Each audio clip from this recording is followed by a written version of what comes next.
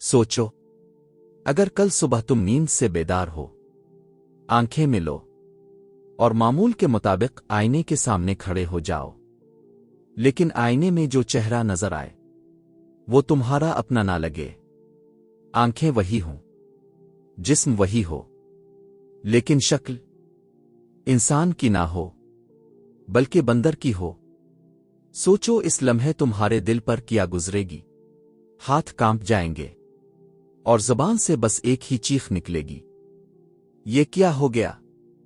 لیکن ناظرین کرام، یہ کوئی فلمی سین نہیں، یہ کوئی افسانہ نہیں، یہ کوئی ڈرونی کہانی نہیں، یہ قرآن مجید میں درج ایک ایسا سچا واقعہ ہے جس نے ایک نہیں بلکہ ایک پوری قوم کو ہلا کر رکھ دیا۔ آج ہم اسی سچ کا سامنا کریں گے، آج ہم اس سوال کا جواب تلاش کریں گے، اللہ نے انسان کو بندر کیوں بنایا؟ اور اس سے بھی زیادہ خطرناک سوال یہ ہے، کیا ہم خود اگلی باری کے منتظر تو نہیں؟ ناظرین کرام، آج کا موضوع عام نہیں ہے، یہ وہ موضوع نہیں جو صرف سنا جائے اور بھلا دیا جائے، یہ وہ موضوع ہے جو اگر سمجھ میں آ جائے تو انسان کی زندگی بدل دے، اور اگر نظر انداز ہو جائے تو انجام بدل دے۔ آج ہم بات کریں گے قرآن کے ایک خوفناک فیصلے کی، اللہ کے عذاب کی ایک زندہ اور حقیقی مثال کی، اور سب سے بڑھ کر ہماری موجودہ حالت کے ایک خطرناک آئینے کی۔ یہ آئینہ ہمیں دکھائے گا کہ ہم کہاں کھڑے ہیں۔ اللہ تعالیٰ قرآن مجید میں صاف الفاظ میں فرماتا ہے، اور یقیناً ہم نے اولاد آدم کو عزت دی۔ ذرا غور کرو، انسان کو فرشتوں سے سجدہ کروایا گیا، تمام مخلوقات پر فضیلت دی گئی، عقل دی گئی، شعور دیا گیا، اچھے اور برے کا فرق سکھایا گیا، اور اختیار دیا گیا کہ چاہے تو مان لے اور چاہے تو انکار کر دے۔ یہ عزت معمولی نہیں تھی، یہ اللہ کی طرف سے خاص عطا تھی۔ لیکن یہاں ایک سوال پیدا ہوتا ہے، کیا یہ عزت ہمیشہ کے لیے ہے؟ پھر یہ عزت بھی شرطوں کے ساتھ دی گئی ہے۔ قرآن ہمیں ایک بہت اہم اصول سکھاتا ہے، اللہ تعالیٰ فوراً سزا نہیں دیتا، جلد بازی نہیں کرتا، انسان کو سنبھلنے کا موقع دیتا ہے۔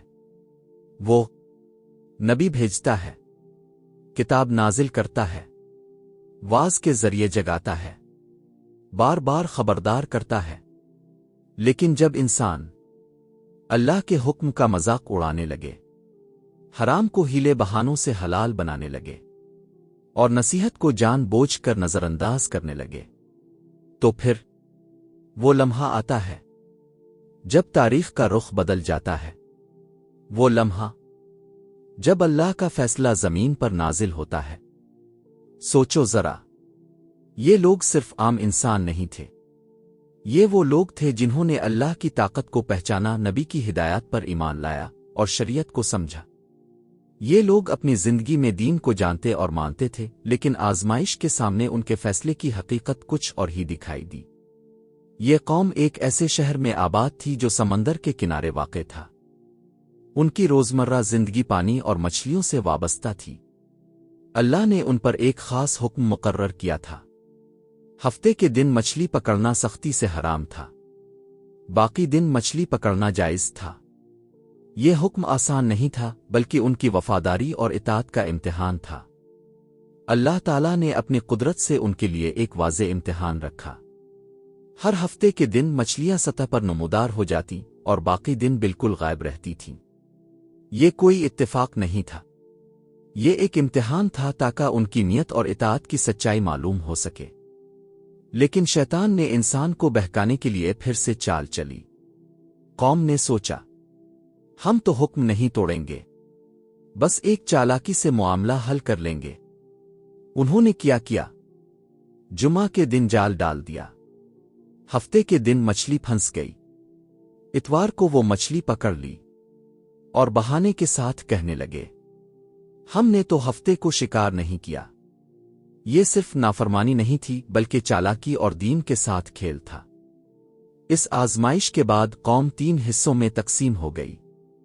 ایک گناہ کرنے والے جو حکم کی نافرمانی میں مگن تھے، 2 نیک لوگ جو دوسروں کو روکنے اور صحیح راستہ دکھانے کی کوشش کر رہے تھے، 3 خاموش رہنے والے جو صرف دیکھ رہے تھے اور کچھ نہ بول رہے تھے۔ نیک لوگ بار بار فریاد کرتے، اللہ سے ڈرو، لیکن خاموش لوگ کہتے، چھوڑو کیا فائدہ۔ یہ خاموشی بھی بعد میں ان کے لیے خطرناک ثابت ہوئی۔ اللہ کا فیصلہ، زلزلہ خیز لمحہ۔ آخرکار اللہ تعالیٰ نے فیصلہ صادر کیا، ذلیل بندر بن جاؤ۔ یہ کوئی بیماری جنگ عقہت نہیں تھا، بلکہ ان کی شکلیں بدل گئیں، ان کی آوازیں بدل گئیں، اور انسان حقیقتاً بندر بن گئے۔ دل ابھی بھی انسانوں کے تھے لیکن جسم بدل چکا تھا۔ یہ عبرت کا لمحہ تھا اور نسل آگے نہیں بڑھ سکی۔ کیا یہ ارتقا تھا؟ نہیں، یہ ارتقائی عمل نہیں بلکہ چند دن کا عذاب اور عبرت تھا۔ یہ قوم اپنی نافرمانی کی سزا بھگت رہی تھی تاکہ باقی دنیا عبرت لے۔ قرآن یہ واقعہ کیوں سناتا ہے؟ قرآن یہ واقعہ ہمیں اس لیے سناتا ہے تاکہ ہم دین سے کھیل نہ کریں، حرام کو نئے نام نہ دیں، خاموشی اختیار نہ کریں۔ یہ ہمیں سکھاتا ہے کہ نافرمانی کے بہانے چالاکیاں اور خاموشی بھی نقصان دہ ہو سکتی ہے۔ آج ہم بھی اکثر اسی طرح بہانے بناتے ہیں۔ سود کو منافع کہتے ہیں، بے حیائی کو آزادی کہتے ہیں، جھوٹ کو مجبوری کہتے ہیں۔ کیا یہ بھی اسی طرح کا بہانہ نہیں جو قوم نے کیا تھا؟ ہم نے ہفتے کو شکار نہیں کیا۔ قرآن بتاتا ہے، جو لوگ بولے اور نصیحت کی وہ بچ گئے، جو لوگ گناہ میں مشغول ہوئے وہ ہلاک ہوئے، جو لوگ خاموش رہے ان کا انجام اختلاف میں ہے۔ یہ ہمیں سکھاتا ہے کہ خاموشی بھی جرم بن سکتی ہے۔ سوال یہ نہیں ہے کہ انسان واقعی بندر بنایا نہیں، یہ صرف ایک ظاہری واقعہ تھا جو قرآن میں عبرت کے طور پر بیان ہوا۔ اصل سوال یہ ہے کہ کیا ہم خود اپنے کردار میں بندر بن چکے ہیں؟ سوچو، ہمارے پاس عقل ہے، سمجھ ہے اور شعور ہے، لیکن کیا ہم اس عقل کے مطابق عمل کرتے ہیں؟ کیا ہم اپنے فیصلوں میں صحیح اور غلط کو پہچان کر درست راستہ اپناتے ہیں؟ صرف بہانوں، چالاکیوں اور آسانیوں کے پیچھے چھپ کر گناہ کرتے رہتے ہیں۔ ہمارے پاس قرآن مجید کی تعلیمات ہیں جو ہمارے دلوں کی رہنمائی کرتی ہے۔ ہمارے پاس اللہ کے احکام اور شریعت کی روشنی ہے جو ہر قدم پر ہمیں صحیح راستہ دکھانے کے لیے نازل ہوئی ہے۔ لیکن سوال یہ ہے، کیا ہم واقعی ان احکام پر عمل کرتے ہیں؟ بس لفظوں کے کھیل میں مصروف رہتے ہیں، دیکھنے والوں کو یقین دلاتے ہیں کہ ہم نے فرمانبرداری اختیار کی، لیکن ہمارے دل اندر سے خالی ہیں اخلاص اور خوف الہی سے۔ ہمارے پاس دین ہے جو ہماری زندگی کو مقصد، سمت اور روشنی دیتا ہے۔ ہمارے پاس ہدایت ہے جو ہمیں گناہ اور نیکی کے فرق سے آگاہ کرتی ہے، لیکن کیا ہم اس ہدایت کے مطابق زندہ ہیں؟ کیا ہم خوف الہی کے ساتھ اپنی زندگی گزارتے ہیں؟ دنیاوی لذتوں، غرور اور اپنی خواہشات کے غلام بن چکے ہیں؟ یہ وہ لمحہ ہے جب ہمیں خود سے سچائی کے ساتھ سوال کرنا ہوگا، کیا میں اپنے کردار میں مضبوط ہوں؟ کیا میں اپنی عقل اور شعور کے مطابق عمل کر رہا ہوں؟ میں صرف بہانے بنانے والا ہوں، خاموش رہنے والا ہوں، نافرمان بن چکا ہوں؟ یہ وہ وقت ہے جب ہمیں غور کرنا ہے کہ ہر فیصلہ، ہر عمل، ہر سوچ اور ہر خاموشی ہمیں عزت کی طرف لے جا رہی ہے یا ذلت کی طرف۔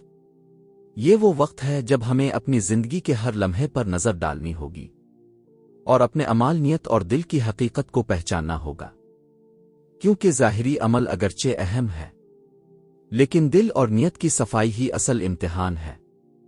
اے اللہ، ہمیں عبرت بننے سے بچا تاکہ ہم نافرمانی کے بھنور میں نہ ڈوبیں۔ ہمیں وہ ہمت عطا فرما جس سے ہم حق کو پہچان سکیں اور اسے بیان کرنے سے کبھی نہ ڈریں۔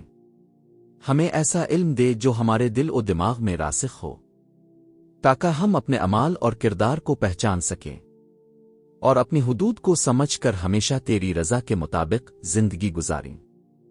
اے رب العالمین، ہمارے دلوں کو صاف کر، ہمیں نصیحت قبول کرنے والا بنا، اور ہمیں ہر فیصلے میں درست راستہ اپنانے والا بنا۔ ہمیں علم، ہمت اور بصیرت عطا فرما، تاکہ ہم نہ صرف اپنے لیے بلکہ دوسروں کے لیے بھی نور کی مثال بن سکیں۔ اس پوسٹ کو لائک، شیئر اور کمنٹ کے ذریعے اپنی رائے کا اظہار کریں۔ آپ ہمیں بتائیں کہ یہ واقعہ آپ کو کیسا لگا۔ آپ کے تاثرات ہمارے لیے بہت اہم ہیں۔